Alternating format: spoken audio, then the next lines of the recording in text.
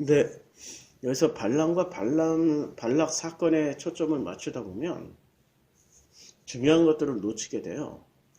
여기서 중요한 거는 모압과 미디안이 연합을 했다는 겁니다.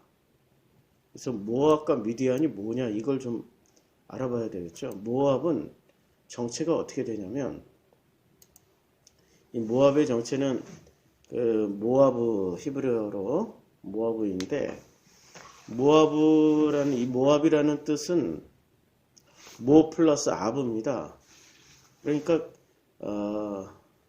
이 히브리어의 전치사가 민이라는 전치사인데 from 무엇 무엇으로부터 라는 뜻의 성격에 이 모가 붙고 모 플러스 아브가 붙었기 때문에 그의 아버지로부터를 뜻합니다.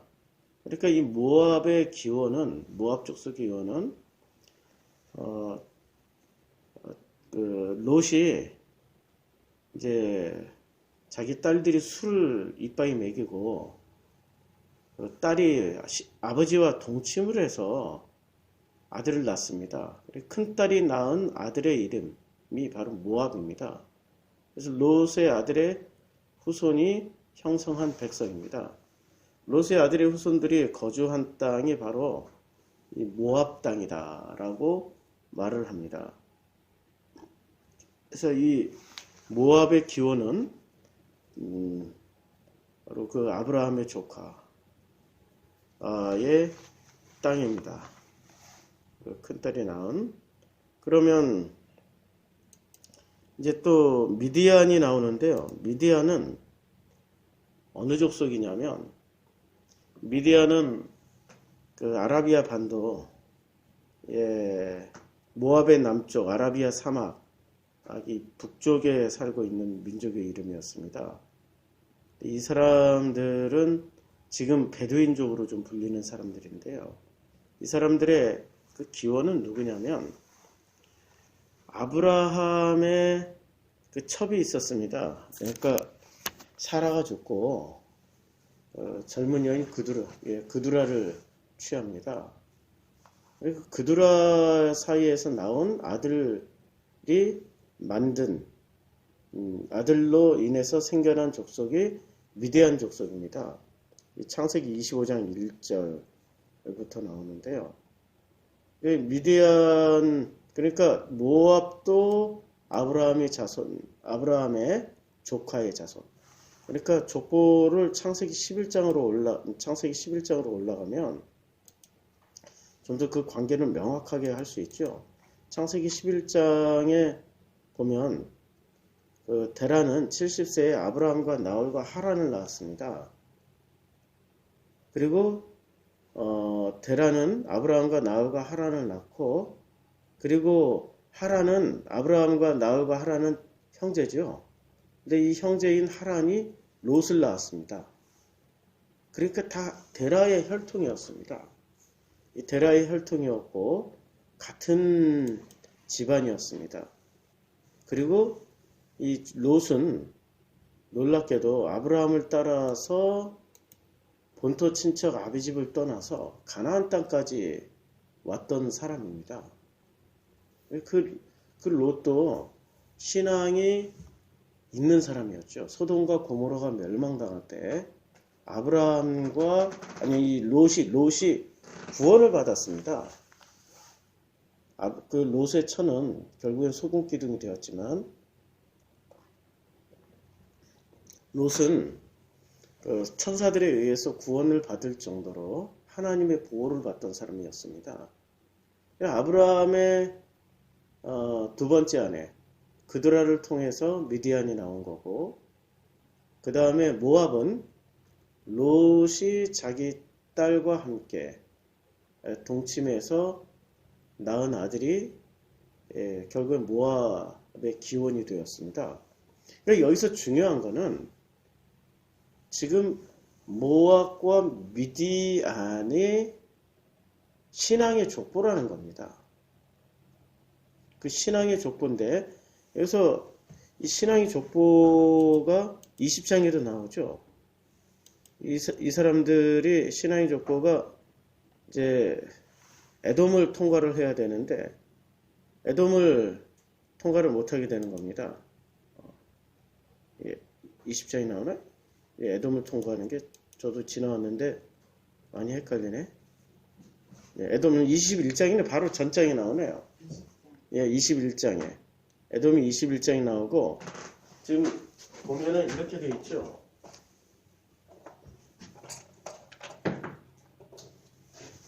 (21장에서) 에돔이 나오고, 그 다음에 22장에서 모압, 그 다음에 미디안이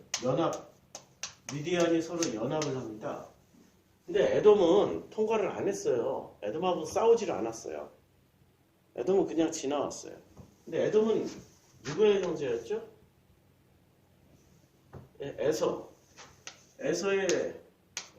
에서의 이름이 북다라는 거잖아요. 에서가 만든 그 족속이 에돔 쪽이었습니다. 에서로 인하여 생긴. 에서는 야곱과 쌍둥이 형제였잖아요.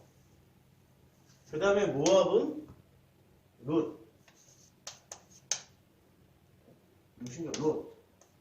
롯의 자손이고, 미디안은 아브라함의 직계자손입니다. 아브라함의 직계자손. 그렇게 21장과 22장에서 등장하는 이 중요 족속들은 놀랍게도 전부 다 누구랑 다 연관되어 있어요? 이스라엘하고 연관되어 있는 거예요.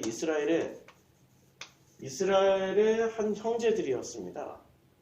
근데 이스라엘의 한 형제들의 지금 신앙을 지금 보여주는 거예요. 같은 신앙으로 출발했던 형제들이었습니다. 모압 족속의 기원인 롯은 소돔과 고모라의 멸망 사건 때 천사들에 의해서 구원을 받았던 사람들이고요. 미디안 족속은 아브라함의 그두라 여인을 통하여서 만들어진 아브라함, 그야말로 안식으로 들어갔던 아브라함, 거듭났던 아브라함의 신앙 교육을 받게 된 그 아들입니다.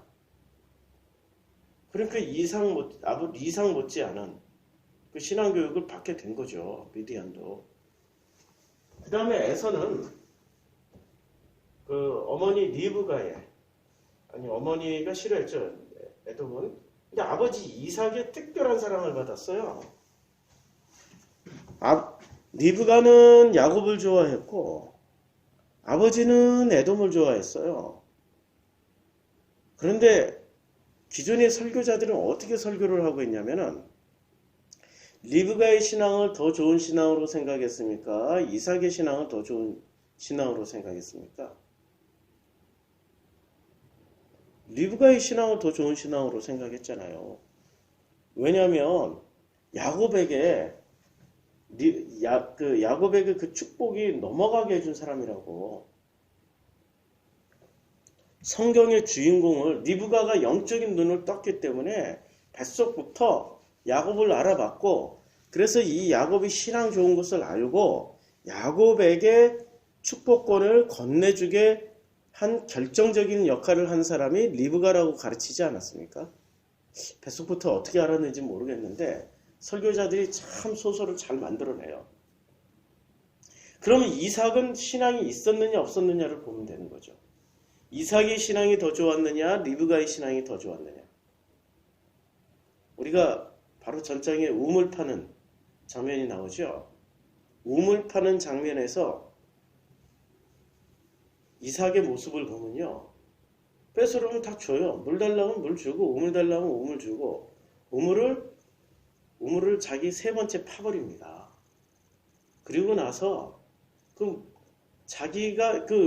이삭은 파는 데마다 단물이 나오는 거예요. 마실 물이 나온다라는 거죠. 그러니까 이삭에게는 하나님의 말씀이 끊이지 않았다라는 거예요. 하나님의 말씀 안에서 살았던 사람, 이삭. 그 이삭이었기 때문에 이삭의 눈으로 봤을 때 야곱보다는 에서가 더 훌륭하다라는 것을 알게 된 겁니다. 그 에서를 왜 그렇게 싫어할까요, 사람들이? 털이 많아서. 일단은 붉다. 피부가 붉어요. 그리고 털이 많아요. 털이 많다. 근데 성경에 털 많은 사람이 대표적으로 누가 있습니까? 털이 아주 많은 사람. 예, 엘리야. 엘리사는 대머리나 털이 없고 아주 극명하게 대조돼요. 엘리야는 털이 없고 엘리사는 털이 엄청 많았어요.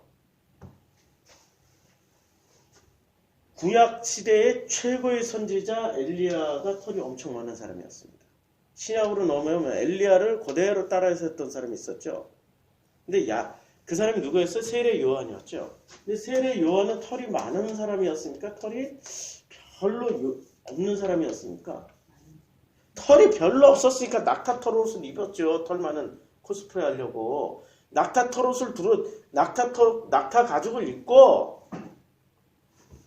가죽을 입고 털 많은 사람처럼 보였던 사람이 누가 있었어요? 구약에? 누가 있었어요? 야곱의 축복을 가로채기 위해서 뭐를 했어요? 털이 없는 몸인데 가죽을 두르고 엄마의 조언에 따라서 양가죽 두르고 양털로 지어 만든 옷을 입고 애서 코스프레를 했단 말이에요. 세례 요한은 털이 없었기 때문에 낙타 털옷을 걸쳐 입고 엘리야 코스프레를 했어요. 그래서 사람들이 세례 요한 이꼴 누구라고 생각했어요? 엘리야라고 생각을 했었어요. 그러면 세례 요한은 누구랑 비슷해요? 야곱. 세례 요한은 어디서 죽었습니까? 요단 동편에서 일하다가 요단 동편에서 죽었어요. 그러면 그 엘리야처럼 털이 많고 그래서 붉기 때문에 이 붉다라는 의미, 땅이 붉다라고 그랬죠. 실제로 그 요르단에 그 요단 동편이 요르단이에요. 그 요르단 지역에서 이렇게 건너가는 요단강을 건너가면 요단 서편에 하고 서편에 예루살렘 가나안 땅이 나오는 거죠. 요단 동편 땅에 요르단에 붉은 땅이 있습니다. 그게 유적지로도 아주 유명한 페트라라는 땅입니다. 이 페트라는 온 땅이 다 붉어요. 피피처럼. 굉장히 붉은 땅입니다. 자, 붉다라는 것은 그 붉은 팥죽, 붉다. 지금 여기 이 야곱과 에서의 장면에서 붉은색이 아주 중심이 돼서 나옵니다. 이 붉은색 쟁탈전을 벌이는 거죠. 그래서 붉은색 쟁탈, 붉은 사람한테 야곱이 어떤 술수를 썼습니까? 형님의 축복권을 이 팥죽, 붉은 팥죽 한 그릇 먹고 나한테 넘겨주시오. 했더니 넘겨줬어요. 거기서 사람들은 확대 해석을 합니다. 그 축복권이 뭐라고요? 뭐 구원의 축복, 뭐 별의별 축복으로 다 가는데 구약 성경을 자세히 읽어보면요. 야곱보다 에서가 훨씬 더 훌륭한 사람으로 나옵니다. 야곱은 형 에서가 죽일 줄 알고 확 도망갔다가 다시 에서한테 돌아올 때 온갖 머리 술수를 써서 돌아오지만 에서는 끝까지 전혀 진짜 대장부다운 모습을 보입니다. 큰 팔 벌려서 야곱을 확 끌어안습니다. 어떤 장면이에요? 탕자가 다시 돌아왔을 때 끌어안는 장면이에요. 그냥 딱 끌어안고 더 이상 그 일이 있은 후에 야곱에 대해서는 죽인다, 어쩐다, 불평한다, 없어. 우리가 성경을 구속사에다만 초점을 맞추려다 보니까 성경에 있는 이 훌륭한 팩트들을 다 우리 스스로가 먼저 왜곡시켜버리는 겁니다. 구속사를 야곱에다 놓고 그 다음에 야곱의 12아들들에게 놓으려다 보니 에서라는 인물을 폄하시켜버린 겁니다. 에서는 놀랍게도 털 많은 계보로는 엘리야가 나오는 것이고 그리고 야곱은 털 많은 계보로 이어지다 보니 세례 요한으로 나오는 거죠. 그렇잖아요? 아이러니죠. 그리고 붉다라는 논쟁이 그렇게 많이 등장하는 겁니다.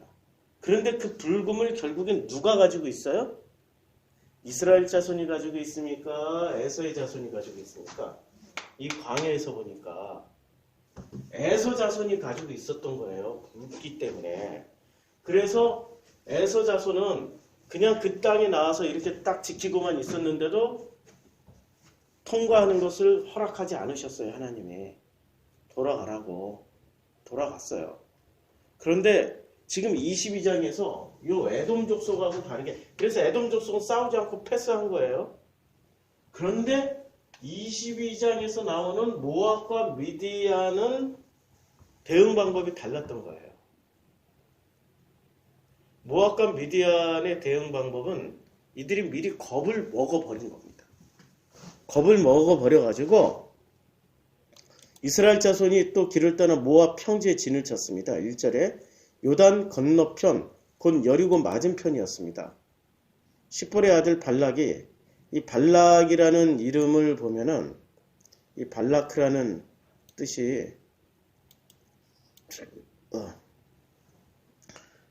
그 십볼의 아들 발락이 요 발라크라는 이름인데, 발라크는 파괴자 또는 약탈자를 의미합니다. 이 발라크가 히브리어로 이렇게 써요. 이렇게 쓰는데, 이게 발라크가 발음 한 끗 차이입니다. 발라크가 발라크가 파괴자란 뜻이면 여기서 요거 하나만 빼면 바라크가 되면은 여기 복이 됩니다. 파괴와 복은 한 끗 차이입니다. 물론 여기는 확실하게 파괴자라는 뜻으로 쓰여집니다. 이 발라크가, 십볼의 아들 발락이 파괴자예요. 이스라엘이 아모리인에게 행한 모든 일을 봤어요. 이전에 무슨 일을 봤습니까? 모압까지 오기 전에. 이 아모리를 그냥 진멸시키고 와버렸어요. 그래서 이 3절 모압이 심히 두려워하였습니다. 이스라엘 백성이 많음으로 말미암아 모압이 이스라엘 자손에게 번민하였습니다. 3절 굉장히 중요한 절입니다. 드디어 민수기 1장부터 시작해서 히브리가 이스라엘이 되는 그 여정에서 지금 모압 평지에 이르렀을 때는 이스라엘 사람들이 어떻게 된 겁니까?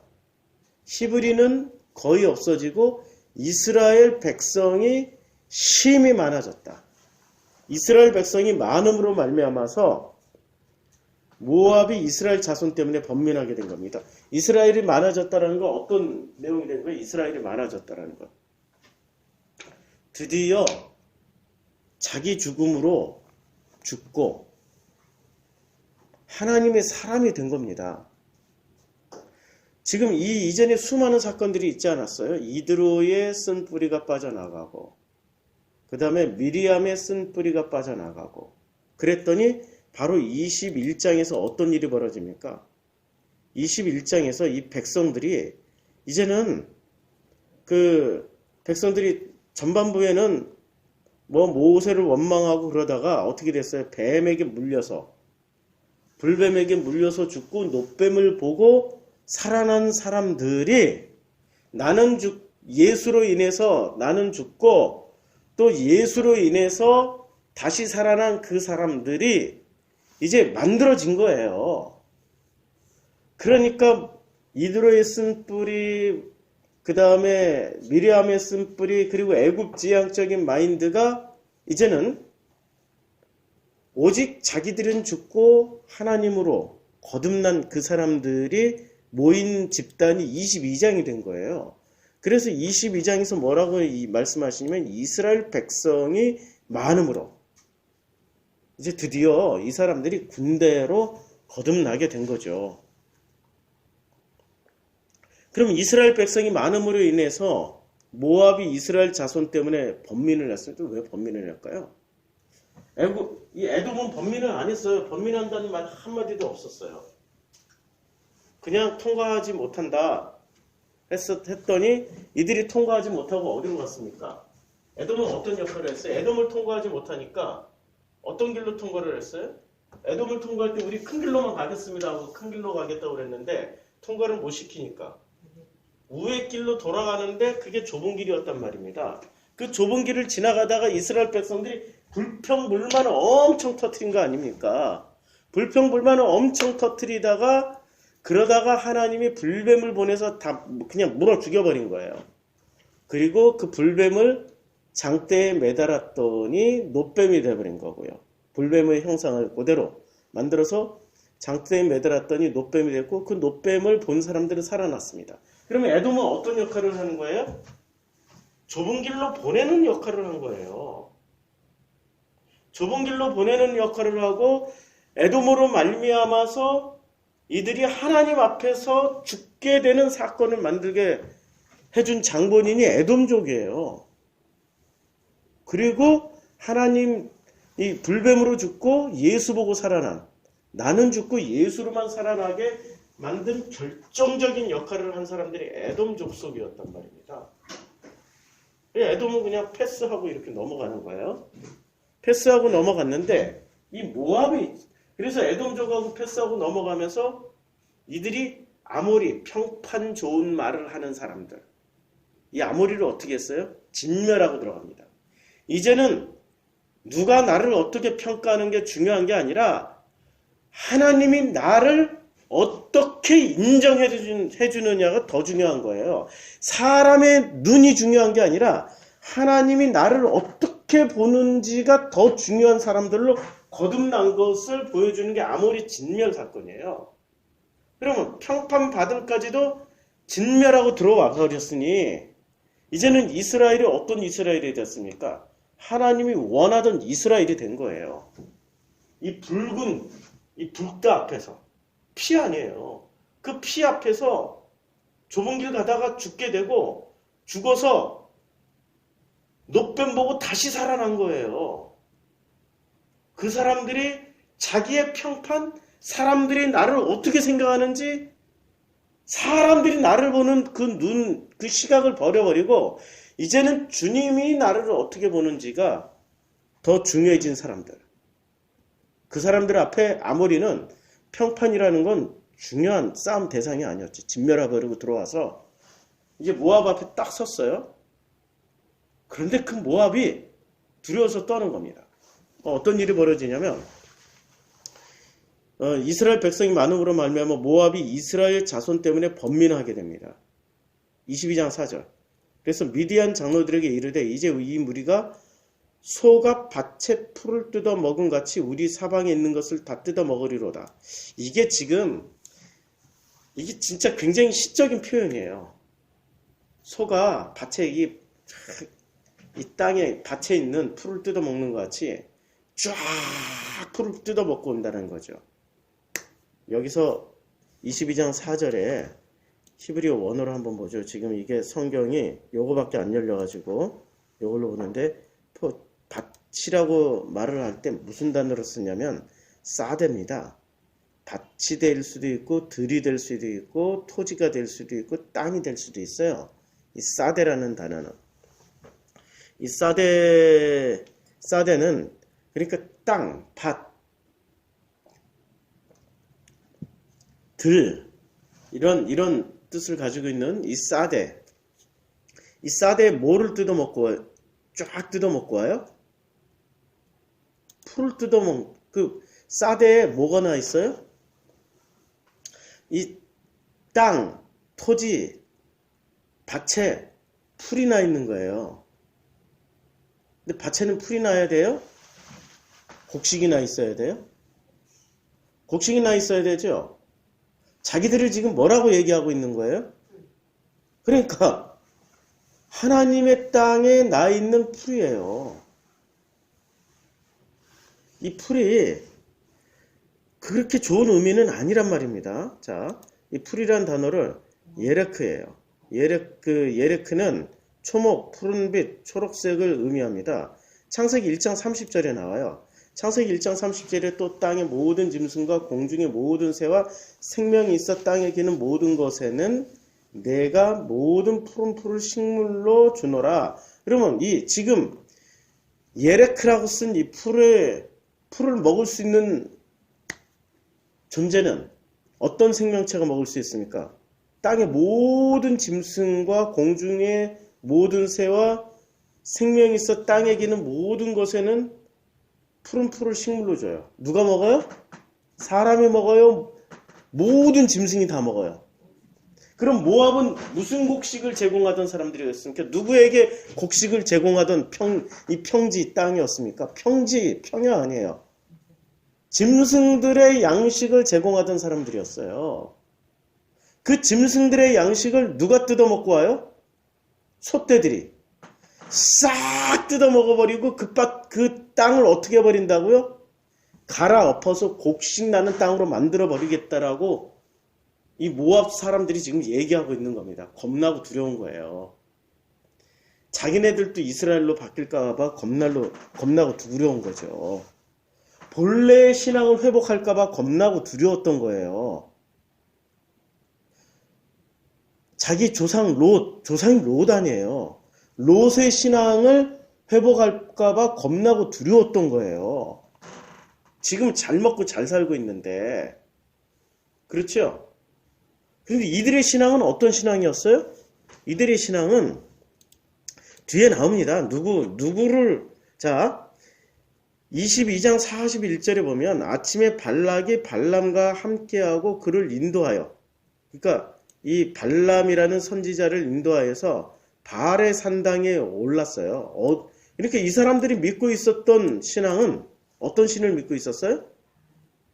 바알 숭배자들이 돼버린 거예요. 여호와의 인도함을 받아서 갈대우르를 떠나 가나안 땅까지 왔던 자기 조상 롯의 신앙을 이미 버려버린 지 오래되고, 이들로 인해 이 모압 자손들이 섬기고 있었던 신의 이름은 그 유명한 바알이 돼버린 거예요. 바알 신앙 숭배자들이었습니다. 끝까지 이스라엘에게 뿌리 깊게 남아있던 그 우상 숭배의 가장 큰 신의 이름이 바알이었잖아요. 그래서 이스라엘 사람들이 정신 못 차리고 바알 숭배를 했던 겁니다. 왜? 자기 조상의 신이니까. 그래서 22장 4절 미디안 장로들에게 이르되 이제 이 무리가 솥과 밭의 풀을 뜯어 먹은 같이 우리 사방에 있는 것을 어떻게 해요? 다 뜯어 먹어야 되는 거예요. 뜯어 먹혀야 되는 거예요. 근데 뜯어 먹히기 싫으니까 어떤 짓을 해요? 뜯어 먹히기 싫으니까 신앙과 신앙이 연합하는 게 아니라 누구랑 연합해요? 불신앙과 불신앙이 연합해버리는 겁니다. 모압 플러스 미디안이 돼버리는 겁니다. 모압과 미디안은 다른 족속들이에요. 근데 둘이 연합을 하는 거예요. 모압과 미디안이 연합을 해버리는 겁니다. 짝퉁신앙 대 짝퉁신앙이 연합을 해버리는 거죠.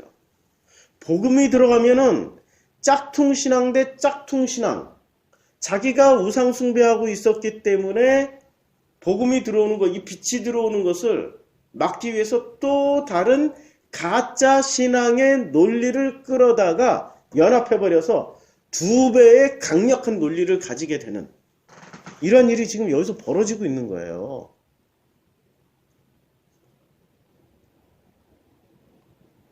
그래서 5절에 그가 사신을 부올의 아들 발람이 고향인 강가 부돌에 보내요. 부돌은 저 메소포타미아 땅에 있는, 그러니까 메소포타미아 유명한 강가가 있죠. 바벨론 강가에. 여기서부터 수입해 오는 거예요. 발람이라는 선지자를. 발람을 부르게 하여 이르되 보라, 한 민족이 애굽에서 나왔는데 그들이 지면에 덮여서 우리 맞은편에 거주하고 있고 라고 말을 합니다. 5절에 이제 발람이 드디어 딱 등장하는데, 이 발람의 이 민수기 22장부터 24장까지 이 발람의 스토리가 계속 나옵니다. 그래서 이 발람의 스토리는 오늘 많이 다루지를 않은, 이게 배경이기 때문에, 첫 출발이기 때문에, 이게 발람은 여러 가지로 분석이 되어 있어요.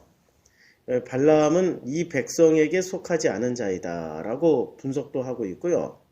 그 다음에 니콜라우스라는 그 신학자는 백성의 정복자라고도 이름을 분석하고 있고, 그러니까 이 올브라이트라는 또 신학자는 이 이름을 아모리어의 야벨림무라고 해서 그 아저씨가 가져오다. 그러니까 신과 같은 아저씨가 가져오다. 이런 식으로 해석을 했습니다. 그러니까 이름 하나를 가지고 신학자들이 이렇게 다양한 해석을 할 정도로 발람은 인기 있는 사람이에요. 구약 성경에서 아주 민수기에서 최고로 인기 있는 사람입니다. 신학자들이 신이 났어요. 왜냐하면 자기들 요 발람과 발라크 사건에만 지금 집중하고 있기 때문에 인물이 나오잖아요. 얼마나 재밌어요. 당나귀가 말도 하고. 근데 이 사람은 지금으로 치면은 세계적인 목사님이십니다.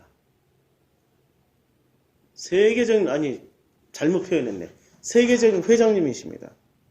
세계적인 회장님이셔가지고 능력과 언변에 엄청나게 출중해서 이 발람이 가서 복을 빌어주면 복을 받고 저주를 하면은 저주를 받습니다.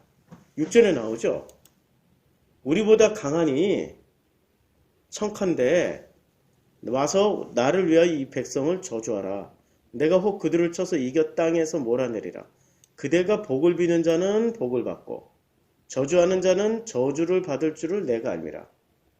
야, 복을 빌면 복을 받고 저주를 하면 저주를 받는다. 우리 회장님들 모습 아닙니까? 내가 복 빌어주면 다 복받아. 교회 충성봉사 11조 하지 않는 사람은 내가 저주할 거야. 교통사고 날 거야. 죽을 거야. 지금 회장님들 모습 아니에요.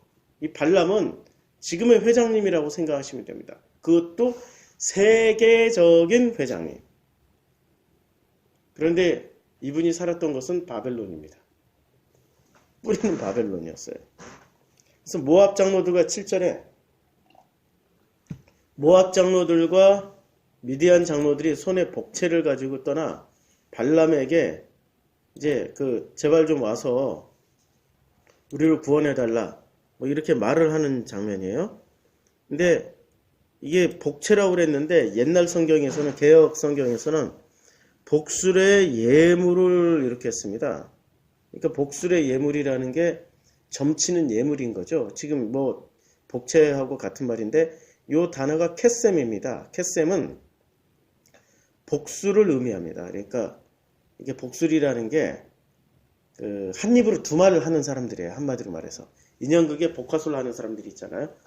이렇게 입은 안 움직이고 인형 자기는 말 안 하는 것처럼 인형이 말하는 것처럼 하는. 근데 목소리가 여러 개 나오고 이 캐셈이라는 단어가 또 요술, 마법, 점술, 길흉, 예언술, 운명, 예언, 제비뽑기, 신탁, 결정, 판결 등 가지각색으로 번역이 됩니다. 이거 다 구약 성경에 10일에 나오는데 에스겔서 21장 21절에 바벨론 왕이 갈렙길 곧 두 길 머리에서 서서 점을 치되 요 점을 치되가 복술입니다. 그러니까 점치는 값을 준다라는 겁니다. 그래서 이 복채를 가지고 떠나 누구에게 줘요? 발람에게 이르러 발락의 말을 바라크의 말을 전하게 되는 거죠. 그래서 이 발람이 갑니다. 발람이 갈 때 이 타고 있던 나귀가 이제 여호와의 사자가 서 있는 것을 보고 겁을 먹고 못 가는 거예요. 이제 요 사건이 많은 회자가 되잖아요. 우리 회장님들이 설교 제일 많이 하잖아요. 너무 재밌으니까.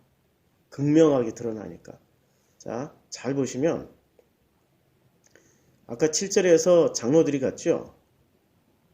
그리고 장로들이 갔을 때 9절에 하나님 말씀이 발람에게 임하여 말씀하시되 너와 함께 있는 이 사람들이 누구냐? 발람이 하나님께 대답을 합니다. 모압왕 시볼의 아들 발락이 내게 보낸 자들입니다. 11절 보라. 애굽에서 나온 민족이 지면에 덮였으니 이제 지면에 덮였다라는 게 무슨 뜻이죠? 이제 애굽에서 나온 백성들이 그들이 이제 히브리가 아니라 뭐가 된 거예요? 이스라엘이 됐고 이제 땅을 덮고 온다. 땅을 점령하고 온다는 얘기예요. 땅을 점령하고 온다라는 게 무슨 뜻이죠? 땅은 전부 뭐로 읽으라고요? 우리 마음을 점령하고 들어오는 거예요. 지금 이게 내 얘기하는 거예요. 내 얘기. 모압도 누구 얘기하고 있어요? 모압의 땅에 뭐가 가득 나 있어요? 모압의 마음에? 나의 마음에 짐승 먹는 풀이 가득하니까 내 마음에는 누가 먹고 살아요? 하나님의 천사들이 먹고 사는 게 아니라 짐승들이 내 마음에서 나오는 것들을 먹고 산다는 얘기예요. 그런데 이 하나님의 백성들 이스라엘이 내 마음에 있는 풀들을 어떻게 해요? 소떼가 뜯어먹는 것처럼 쫙 뜯어먹고 오는 게 불안하고 불편하고 그렇게 먹히기 싫으니까 어떤 상태가 돼? 나라는 존재가 미디안과 연합을 해서 그러니까 짝퉁신앙과 짝퉁신앙의 연합을 짝퉁신앙의 논리가 서로 연합을 해서 뭐를 불러와요? 세계적인 회장님을 불러오시는 거죠. 이게 지금 모압 얘기가 아니고 미디안 얘기가 아니고 이스라엘 애굽에서 나온 이스라엘 백성 얘기가 내 얘기하는 겁니다. 내 마음에서 벌어지고 있는 사건이에요. 내 마음에서 벌어지고 있는 내 마음을 위로해주고 내 마음에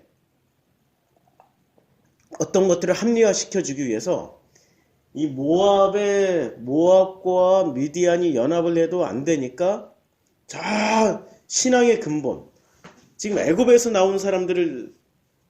나와서 뭐가 됐어? 이스라엘이 된 사람들인데 여기는 지금 바벨론에서 데리고 오신 회장님을 지금 모시고 오는 거예요. 바벨론 어떤 땅입니까? 바벨이라는 땅이 섞이다라는 뜻 아니에요? 혼잡하다. 그 땅에서 선지자를 한 분 모시고 오는 거죠. 그러니까 이 짝퉁신앙의 논리에 강력한 변명의 신앙을 해줄 수 있는 회장님이 등장하신 겁니다. 근데 그 회장님이 갈 때 어떤 일이 벌어져요?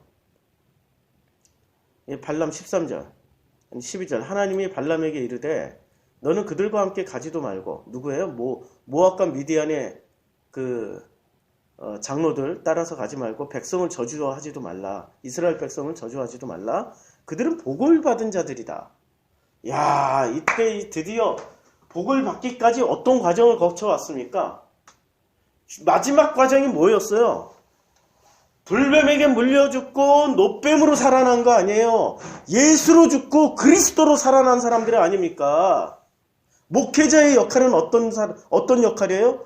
불뱀이 되어서 물어 죽이고 노뱀으로 살아나게 만드는 사람들이 이게 목회자의 역할 아니에요. 근데 물어 죽이는데 그게 너무 아프니까 고통스러우니까 안 죽으려고 어떻게 합니까? 대부분은 그 교회를 이제 옛날에는 교회가 별로 없었으니까 교회를 잘 못 옮겼어요. 요새는 너무 많으니까 너만 목사냐, 너만 교회냐, 휙, 요 교회 휙, 저기를 휙 이렇게 옮겨버려요. 절대 안 죽으려고, 절대 죽기 싫어서. 아니 성경에는 죽으라고 쓰여진 게 성경이에요. 나란 존재는 철저하게 죽어야 그 마음 안에 있는 하나님의 영상이 피어나서 싹이 나고 열매 맺고 싹이 나고 꽃이 피고 열매 맺어서 30배, 60배, 100배 열매를 맺는 거 아닙니까? 이게 아론의 쌍난 지팡이 이야기 아니에요. 그것 때문에 지금 하나님이 죽이려고 하시는 거 아니에요. 그 죽는 첫 장면이 어디서부터 시작돼요? 빛이 있으라는 그 장면부터 죽는 거예요. 빛이 내 안에 들어온 중 내가 나를 보니 이건 도저히 내가 나라고 인정하기 싫은 나들로 가득 차 있는 거예요.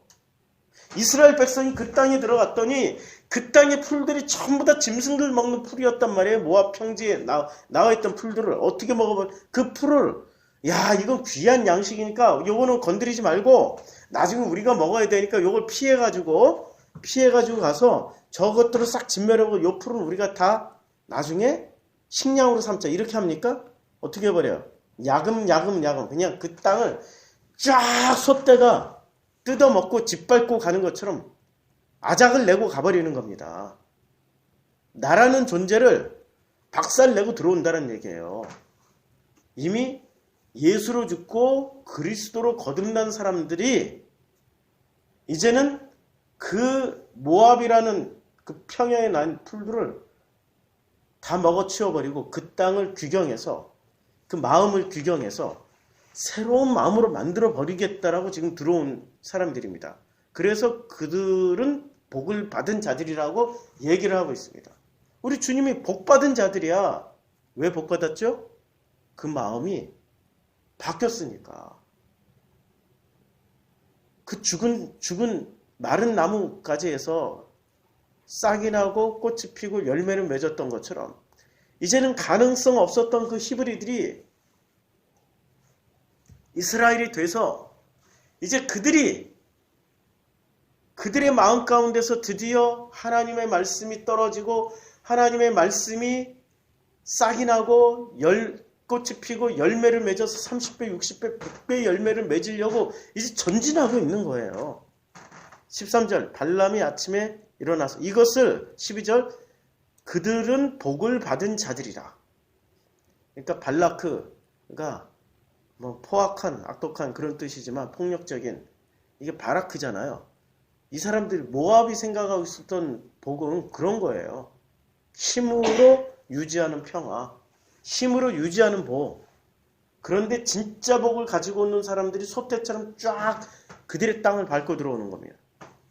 13절 발람이 아침에 일어나서 발락의 귀족들에게 이르되 뭐 아침에 일어난 장면이 성경에서 왜 필요하겠습니까? 이거 필요 없이 발락의 귀족들에게 이르되 이렇게 해도 되고 어느 날 며칠 후 발락의 귀족들에게 이르되 뭐 이렇게 해도 되는데 발람이 드디어 아침에 일어나서 아침에 일어났다는 건 뭔가 새로워졌다는 얘기잖아요. 일어나서 뭐 때문에 새로워졌어요? 여호와를 간밤에 만났으니까. 그래서 저녁이 되고 아침이 된 거예요. 발람이. 저녁에 주님 만났잖아요. 저녁이 되고 아침이 된 거. 자, 발락의 귀족들에게 이르되 너희는 너희의 땅으로 돌아가라. 너희는 니네 마음으로 돌아가. 여호와께서 내가 너희와 함께 가기를 허락지 아니하신다. 그래서 14절 모압의 귀족들이 일어나 발락에게로 가서 전하되 발람이 우리와 함께 오기를 거절하더이다. 그래서 발락이 다시 그들보다 더 높은 고관들을 더 많이 보냅니다. 그러니까 발람이 어떻게 됩니까? 여호와의 말씀을 듣습니까? 물질을 따라갑니까? 물질을 따라가고 보이는 걸 따라가. 그러니까 이 발람이라는 거는 이 회장님은 진짜 회장님이에요. 복음의 원리를 따라가지 않고 진짜 여호와의 말씀, 이 하나님의 로고스의 원칙을 따라가지 않고 뭐를 따라다녀요? 돈 따라다니는 거죠. 지금 이 장면이 우리 현실의 장면 아닙니까? 이제 시간 때문에 쭉 그냥 건너뛰고 뭐 나중에 쭉 읽어보시고 우리가 그렇게 궁금해하던 이제 나귀 사건이 나옵니다. 23절 나귀가 여호와의 사자가 칼을 빼어 손에 들고 길에 선 것을 보고 길에서 벗어나 어디로 들어가요? 밭으로 들어갔어요. 밭으로 들어가면 이 밭에는 뭐가 있어요 지금? 풀들이 가득한단 말이야. 가서 막 어떻게 해요? 무서우니까 풀을 막 짓밟고 있는 거예요. 발람이 나귀를 돌이키려고 채찍질합니다. 근데 여호와의 사자는 포도원 사이에 좁은 길에 섰고 좌우에는 담이 있었어요. 이제 여호와의 사자는 포도원 사이에 좁은 길에 있었고 좌우에는 담이 있었어요. 나귀가 여호와의 사자를 보고 몸을 어떻게 돼요? 그러니까 포도원 담장에 몸을 대고 무서우니까 담벼락에 이렇게 어떻게든 피하려고 하나님 앞에 여호와의 사자 앞에 서 있는 것은 이 장면입니다. 공포와 두려움입니다. 짐승도 그걸 느끼는 거죠. 짐승이. 그러니까 이 짐승이 지금 다 나귀가 하는 짓을 잘 보세요. 짐승은 지금 밭에 들어가는 순간 야 잘됐다 뜯어먹자 해야 되잖아요. 그런데 공포에 질리니까 여호와의 앞에 딱 서니까 어떻게 돼요? 여호와의 사자 앞에 서니까 그걸 짓밟고 있는 거예요. 안 뜯어먹고 경외심이란 말입니다. 자기의 양식을 못 먹고 하나님을 만나면 자기의 양식을 못 먹고 그 양식을 짓밟는 거예요. 자, 이게 지금 누구 모습이에요? 이렇게 하라고 지금 시키는 거예요, 하나님이. 누구한테? 모압하고 미디안한테. 이렇게 하라고 시키는 거예요. 근데 모압과 미디안이 끝까지 그것을 거부하는 거죠. 26절. 여호와의 사자가 더 나아가서 좌우로 피할 데 없는 좁은 곳에 선지라. 그러니까 완전히 이제 피할 곳 없는 대로 막판에 몰아붙인 거예요. 나귀가 어떻게 됩니까? 여호와의 사자를 보고 발람 밑에 엎드려요. 여호와의 사자를 보고 나귀가 이렇게 납작 엎드려 버립니다. 그러니까 발람이 그냥 깜짝 놀라가지고 이게 뭐냐고 지팡이로 나귀를 때리면 일어나 이 자식아, 일어나 이 자식아, 일어나 이 자식아 하고 있는 거죠. 그렇죠? 발람은 지금 아무것도 못 보는 자예요. 자, 보세요. 짐승도 보는데 회장님은 못 보고 있어요. 우리가 수요 성경 공부 때 재능과 은사를 말씀드렸잖아요. 그러니까 발람이 했던 게 은사여서 하나님이 주시는 은사였습니까? 아니면 자기 재능이었습니까? 재능. 이제 이게 드러나는 거예요. 그래서 수요 성경 공부 오셔야지. 재능으로 했다라는 게 폭로 당하는 거죠. 자기 재능으로는 무엇을 해요? 복도 주고 저주도 줘요. 그 재능이라니까 은사 아니에요. 하나님이 하시는 거라면 진짜 두려워할 수밖에 없는 거죠. 근데 하나님이 하시는 게 아니라 누가 하는 게요? 자기 재능으로 하는 거라니까. 복도 주고 저주도 주는 것이. 두려울 게 없는 거예요. 두려워하지 마세요. 무슨 회장님이 너 이렇게 열심히 뭐를 안 하면은 큰일 나. 그 자기 재능으로 하는 말이고 하나님이 하시는 일이 아니라는 걸 지금 발람이 보여주는 겁니다. 여호와께서 나귀 입을 여셨어요. 그럼 나귀가 말을 했다. 했다 안 했다 가지고 또 신학자들은 죽도록 싸워요. 어떻게 짐승이 말을 할 수 있느냐? 정말로 할 수 있느냐? 마음과 마음이 통하면은 되는 거예요. 발람이 이 황당한 사건을 통해 가지고 나귀하고 어떻게 됐어요? 진심 마음이 통해버린 거예요. 마음으로 얘기를 하다 보니까 나귀의 사정을 알게 된 거죠. 나귀의 사정을 알게 되니까 발람이 나귀에게 말하되 내가 나를 거역하기 때문에 내 손에 칼이 있었다라면 곧 너를 죽였으리라. 나귀가 알아들어요. 나귀가 발람에게 이르되 나는 당신이 오늘날까지 당신 일생 동안 탄 나귀가 아니야. 이게 나귀는 어떤 존재였어요? 발람이 가자는 대로 다 일생 동안. 그러니까 나귀의 일생은 사람 일생보다 짧아요. 수명이 짧고 이게 일생을 못 태운단 말이에요. 그런데 이 장면은 이 나귀를 통하여서 무엇을 말씀하고 있는 겁니까? 발람이 가지고 있는 그 논리를 얘기하는 거예요. 회장님의 논리. 그 논리가 지금 거꾸로 양심의 화살이 되어서 발람의 마음에 화살을 쏘고 있는 거죠. 찔러버리는 겁니다. 내가 언제 당신에게 이같이 하는 버릇이 한 번도 불순종한 적은 없다. 이렇게 자기 로고스가 발람의 자기 로고스가 한 번도 불순종한 적이 없다. 그때 여호와께서 발람의 눈을 밝히시매 이때 비로소 은사가 시작되는 거죠. 이제까지는 자기 재능이었잖아요. 개인기였잖아요. 여호와의 사자가 손에 칼을 빼들고 길에 선 것을 보고 머리를 숙여요. 여호와의 사자가 왜 손에 칼을 빼들고 있었을까요? 죽이려고. 그러면 그 죽이려고 할 때 죽어야 되는 거죠. 죽는 게 좋은 거잖아요. 여호와께 죽임 당하고 지금 그걸 보여주면 노뱀으로 죽고 불뱀으로 죽고 노뱀으로 살아나게 되는 일이 있으면은 그들이 비로소 이스라엘이 되는 거잖아요. 그래서 칼을 빼들고 길에 선 것을 그가 보고 머리를 숙이고 엎드립니다.